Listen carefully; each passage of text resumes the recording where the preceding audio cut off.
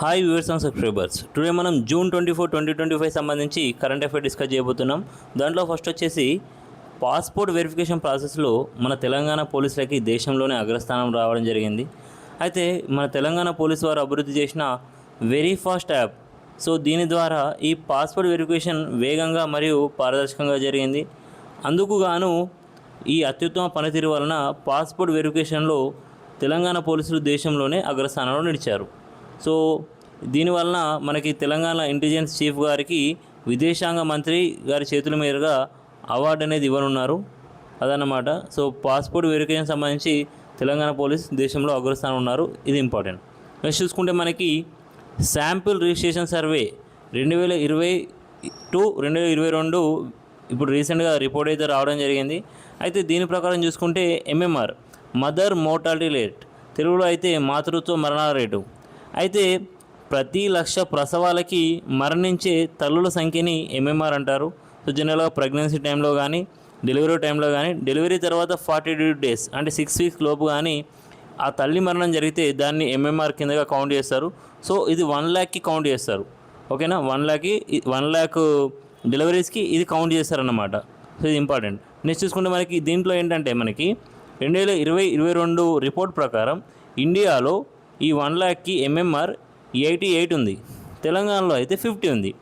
అయితే తెలంగాణలో ఈ ఎంఎంఆర్ అనేది పెరిగింది. అంతకుముందు 45 ఉండే ఓల్డ్ రిపోర్ట్ ప్రకారం, ఇప్పుడైతే ఇది 50 అయింది, అంటే పెరిగింది. ఓవరాల్గా మన కంట్రీలో చూసుకుంటే తక్కువ ఎంఎంఆర్, సో తక్కువ మంది మాతృత్వ మరణాల రేటు జరిగేది ఎక్కడ అంటే కేరళలో, అధికంగా జరిగేది మధ్యప్రదేశ్లో. అయితే ఈ విధంగా చూసుకుంటే తక్కువ మాతృత్వ మరణాలు జరిగే రాష్ట్రాల పరంగా చూస్తే తెలంగాణ 5th ర్యాంక్లో ఉంది. అయితే సో మనం ఇంతమంది చూసుకున్నట్టు 1,00,000 డెలివరీస్కి ఎంతమంది మదర్ చనిపోతున్నారో దాన్ని ఎంఎంఆర్ అంటారనమాట. నెక్స్ట్ చూసుకుంటే ఇదే రిపోర్ట్లో మనకి ఐఎంఆర్ ఇన్ఫాంట్ మోర్టాలిటీ రేట్, శిశు మరణాల రేటు కూడా ఇవ్వడం జరిగింది. అయితే 1000 మందికి, సో ఇది 1000 మంది శిశువు జనాలకి, సో 1000 members చిన్నపిల్లలు పుడితే వాళ్ళ ఫస్ట్ బర్త్డే లోపు, సో వాళ్ళకు 1 year వచ్చేలోపే 1 year లోపే ఎంతమంది చనిపోతున్నారో దాన్ని ఐఎంఆర్ పేర్కొంటారన్నమాట. సో అది శిశు మరణాల రేటు. అయితే 2020-22 ఈ ఎస్ఆర్ఎస్ రిపోర్ట్ ప్రకారం ఇండియాలో ఇది 26 ఉంది, తెలంగాణలో 18 ఉంది. సో తెలంగాణలో తగ్గింది, ఐఎంఆర్ తగ్గింది. అయితే తక్కువ ఐఎంఆర్ ఎక్కడ ఉంది అంటే కేరళ ఉంది. సో అదే ఎక్కువ ఎక్కడ ఉందంటే మధ్యప్రదేశ్లో. సో మనం చూసుకుంటే ఈ ఎంఎంఆర్ కానీ ఐఎంఆర్ కానీ తక్కువ కేరళలో ఉన్నాయి, ఎక్కువ మధ్యప్రదేశ్లో ఉన్నాయి. సో ఈ ఐఎంఆర్లో తెలంగాణ ర్యాంక్ వచ్చేసి 9th అన్నమాట. మనకు ఒక నోట్ ఏంటంటే ఈ ఎంఎంఆర్ ఐఎంఆర్ల వీటిలో మన ఇండియా ర్యాంక్ అనేది ఇంప్రూవ్మెంట్, అంటే ఇంప్రూవ్మెంట్ ఉంది ఇండియాలో. సో వీటికి తగ్గినాయి అన్నమాట. సో ఆ మరణాల రేట్ అనేది తగ్గినాయి. అదే తెలంగాణలో చూసుకుంటే ఎంఎంఆర్ అనేది పెరిగింది. సో దాంట్లో మనం వెనుకబడ్డాం. అదే ఐఎంఆర్ తగ్గింది. సో ఐఎంఆర్ బెటర్ ఉంది, కానీ ఎంఎంఆర్ అంటే మాతృత్వ మరణాల రేట్ అనేది తెలంగాణలో క్రితం రిపోర్ట్ కంటే ఇప్పుడు పెరిగింది. నెక్స్ట్ చూసుకుంటే మనకి దేశంలో ఆంగ్ల భాష విభాగంలో డాక్టరేట్ అందుకున్న తొలి ట్రాన్స్జెండర్గా నిలిచిన జెస్సీ. అయితే మన దేశంలోనే మొదటిసారిగా ఈమె ఆంగ్ల భాష విభాగంలో డాక్టరేట్ సాధించింది. అయితే ఈ జెస్సీ గారు తమిళనాడులోని తిరుత్తగిరికి చెందినవారన్నమాట.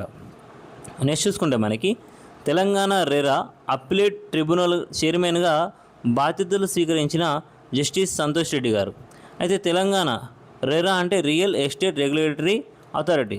సో ఈ ట్రిబ్యునల్కి దీనిపైన అప్లైట్ చేసుకోవడానికి దీని చైర్మన్, సో దాన్ని తెలంగాణ అప్లైట్ ట్రిబ్యునల్ చైర్మన్గా ఈయనను నియమించడం జరిగింది. సో ఈ మధ్య ఈయన బాధ్యతలు స్వీకరించారు జస్టిస్ సంతోష్ రెడ్డి గారు. నెక్స్ట్ చూసుకుంటే మనకి ఇంటర్నేషనల్ హాకీకి రిటైర్మెంట్ ప్రకటించిన హాకీ ప్లేయర్ లలిత్ ఉపాధ్యాయ. ఈ లలిత్ ఉపాధ్యాయ గారు 2020 టోక్యోలో, 2024 ప్యారిస్ ఒలింపిక్స్ టోర్నీలో కూడా ఈయనే అప్పుడు మనకు 2 సార్లు కూడా 20లో కానీ 24లో కానీ మన ఇండియాకి బ్రాంజ్ మెడల్ వచ్చింది. అయితే ఈ 2 సార్లు జరిగిన ఒలింపిక్స్లో ఈయనే దాంట్లో జట్టులో సభ్యుడిగా ఉన్నాడు. సో టీం మెంబర్ అన్నమాట. సో లలిత్ ఉపాధ్యాయ దేనికి చెందినవాడు అనేది వచ్చినప్పుడు ఈయన హాకీకి సంబంధించిన వ్యక్తిని మనం గుర్తుపెట్టుకోవాలి. నెక్స్ట్ చూసుకుంటే హీమోఫిలియాకి సులువైన పరీక్షని అభివృద్ధి చేసిన national institute of immuno haematology. అయితే జనరల్ రక్తస్రావం అంటే బ్లీడింగ్ సంబంధించి అలాంటి కొన్ని రుగ్మతలు ఉంటాయి చూడండి, ఏమైనా వ్యాధులు ఉంటాయి చూడండి, కొందరికి బ్లడ్ అట్లనే ఏదైనా చిన్న దెబ్బ తాగినా పోతూనే ఉంటుంది చూడండి. సో అలాంటి రుగ్మతలకి వాటిని వేగంగా గుర్తించడానికి మనకు ముంబైకి చెందిన నేషనల్ ఇన్స్టిట్యూట్ ఆఫ్ ఇమ్యునాలజీ వారు ఒక దేశీయ పరిజ్ఞానంతో ఒక టెస్ట్ కిట్ని అభివృద్ధి చేశారు. సో అలాంటి ప్రాబ్లమ్స్ ఉన్న వాళ్ళని తొందరగా ఐడెంటిఫై చేయొచ్చు అనమాట. వాళ్ళు కనిపెట్టిన దేశీయంగా ఇప్పుడు అభివృద్ధి చేయనున్న ఈ టెస్ట్ కిట్ ద్వారా. సో ఎవరు హిమోఫీలియాకి సులువైన పరీక్షని అభివృద్ధి చేస్తున్నారంటే national institute of immuno haematology అన్నమాట. సో ఇది ముంబైలో ఉంటుంది. నెక్స్ట్ చూసుకుంటే మనకి మన భారత రాష్ట్రపతి గారి ప్రసంగాలను సంకలనం చేసి సో వాటిని అన్నింటినీ కలిపి విడుదల చేసిన మన రక్షణ శాఖ మంత్రి రాజ్నాథ్ సింగ్ గారు. అయితే మన రాష్ట్రపతి ద్రౌపది ముర్ము గారు వారి రెండవ పరిపాలన సంవత్సరం కాలంలో ఒక 50 ప్రసంగాలలో దానికి సంబంధించి అవన్నీ కలిపి ఒక బుక్గా రిలీజ్ చేయడం జరిగింది. ఇప్పుడు అది ఆ బుక్ నేమ్ ఏంటంటే ఆశా ఓంకి ఉడాన్ ఖండ్ 2 అంటే సెకండ్ ఇయర్ అనమాట. ఆశా ఓంకి ఉడాన్ ఖండ్ 2. సో ఇదన్నమాట.